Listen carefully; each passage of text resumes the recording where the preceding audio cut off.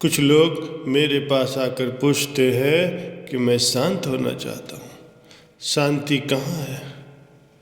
मैं उनसे पूछता हूँ, पहले तुम मुझे ये बताओ कि तुम अशांत कैसे हो, क्योंकि जब तक ये नहीं पता चलेगा कि तुम अशांत कैसे हो तब तक भला शांत कैसे हो पाओगे। एक आदमी मेरे पास आया, उसने कहा मैं फला फला आश्रम में जाता हूँ। मैं उस साधु महात्मा जी के पास गया। मैं ध्यान भी करता हूँ लेकिन मुझे शांति नहीं मिलती। मैं आपके पास आया हूँ, आप मुझे शांत होने का उपाय बताइए। मैंने कहा इससे पहले कि तुम निराश होकर के लौट जाओ, मैं पूछना चाहता हूँ कि तुमने अशांति सीखी कहाँ से, किस आश्रम में सीखी, किस साधु महात्मा से सीखी। क्योंकि अशांति तुमने सीखी है तो शांति मैं नहीं दे पाऊँगा। मैंने उस आदमी से फिर पूछा, तुम फिक्र छोड़ो शांति की, तुम पहले मुझे ये बताओ कि तुम अशांत कैसे हो, क्योंकि जो अशांत होने का ढंग है उसी में शांत होने की कुंजी भी छिपी हुई है। कहीं कोई और जगह शांति नहीं है। अशांत होते हैं हम, जिंदगी के साथ जोर से चिपक जाते हैं, इसलिए हम अशांत होते हैं। जिंदगी को बहने नहीं देते, तिनके की तरह अड़े रहते हैं अपनी जिंदगी से, इसलिए अशांत होते हैं। उस तिनके की तरह सीधे नदी में नहीं बहते, नहीं तो फिर अशांति का कहीं कोई कारण नहीं है।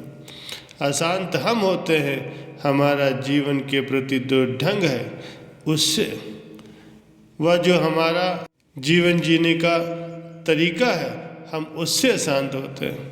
और हम शांति खोजते हैं किसी मंत्र से, किसी माला से या किसी साधु महात्मा से। शांति हम खोजते हैं किसी के आशीर्वाद से। शांति हम खोजते हैं कि परमात्मा की कृपा से। हम अशांत होने का पूरा इंतजाम करके चले जाते हैं और शांति खोजते रहते हैं। तब ये शांति की खोज सिर्फ एक और नए शांति का कारण बन जाती है और कुछ नहीं होता। इसीलिए साधारण आदमी साधारण रूप से अशांत होता है, धार्मिक आदमी असाधारण रूप से अशांत होता है, क्योंकि वो कहता है कि शांति चाहिए और साथ ही साथ ये भी कहता है कि धन भी चाहिए, यश भी चाहिए और पद भी चाहिए। वह सब तो चाहिए ही, साथ ही साथ शांति भी चाहिए, परमात्मा भी चाहिए। इससे उसकी अशांति और बढ़ जाती है। शांति चाही नहीं जाती, सिर्फ अशांति को समझा जाता है, शांति को चाहा नहीं जा सकता, क्योंकि चाह तो अशांति की होती, इसीलिए शांति को कोई कैसे चाहेगा। क्योंकि हमारी सभी इच्छाएं अशांति का कारण बनती हैं, क्योंकि सब इच्छाएं अशांति पैदा करती, इसीलिए शांति इच्छा नहीं बन जाती। सिर्फ अशांति को कोई समझ ले और अशांत न हो तो जो शेष रह जाता है उसी का नाम ही शांति है। अगर किसी डॉक्टर से जाकर के पूछें कि स्वास्थ्य क्या है तो वो कहेगा कि बीमारियों का अभाव। इसीलिए अगर किसी डॉक्टर से कहें मुझे स्वास्थ्य का इंजेक्शन लगा दें तो वो कहेगा मुझे क्षमा करें, हम बीमारी काटने का इंजेक्शन लगा सकते हैं, स्वास्थ्य का कोई इंजेक्शन नहीं। डॉक्टर से आप कहें कि हमें स्वास्थ्य दे दीजिए तो वो कहेगा कि हम बीमारी छीन सकते हैं लेकिन स्वास्थ्य कैसे दें। हाँ, बीमारी नहीं बचेगी तो जो बचेगा वो स्वास्थ्य ही होगा। स्वास्थ्य की कोई परिभाषा नहीं है, बीमारियों की परिभाषा है कि बीमारी क्या है। जहाँ बीमारी नहीं होती वहाँ जो शेष बचता है वो स्वास्थ्य होता है। इसीलिए स्वास्थ्य की सब परिभाषाएं निगेटिव हैं। बीमारी जहाँ नहीं है वहाँ स्वास्थ्य है। अशांति के कारण जहाँ नहीं है वहाँ शांति है। और ध्यान रहे, अगर आप सोचते हो कि परमात्मा हमें शांति दे दे तो आप बड़ी गलती में हो। परमात्मा से आपका संबंध ही तब होगा जब आप शांत होंगे। इसलिए परमात्मा कोई शांति नहीं दे सकता।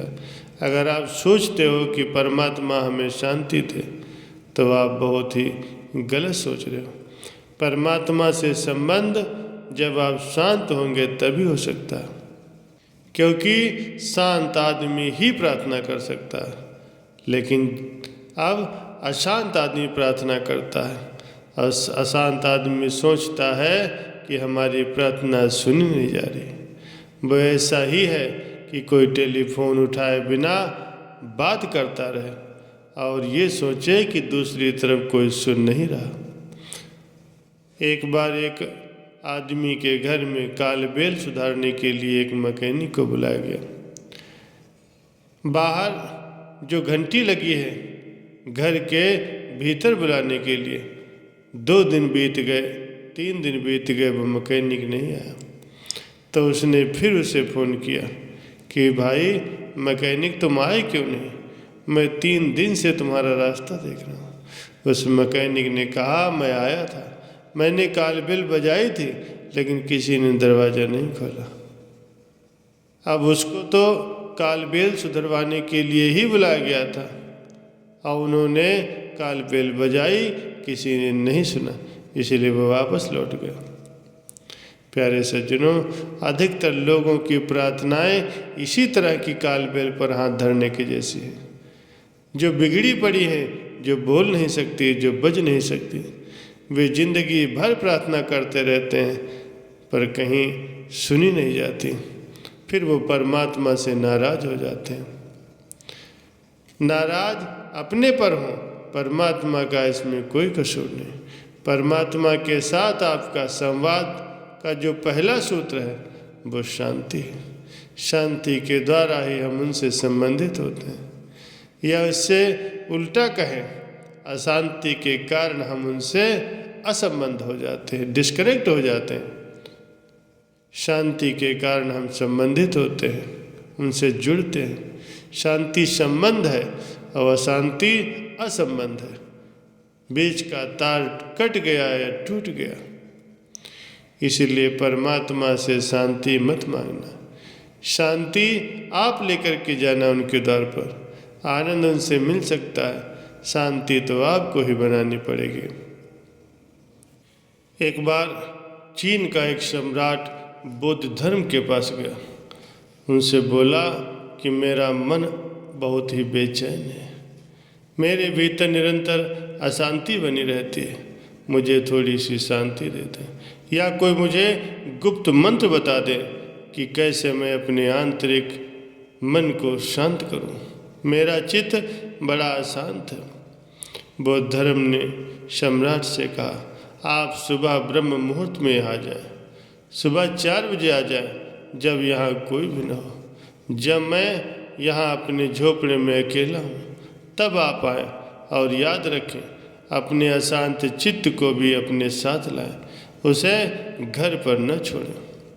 सम्राट घबरा गया। उसने सोचा ये आदमी तो पागल मालूम होता, ये कहता है कि अपने अशांत चित्त को भी साथ लेके आना, उसे घर पर मत छोड़ना, अन्यथा मैं किसे शांत करूँगा। मैं उसे जरूर शांत कर दूँगा, लेकिन उसे अपने साथ लाना। ये बात स्मरण रहे। सम्राट घर गया, लेकिन पहले से भी ज़्यादा अशांत हो गया।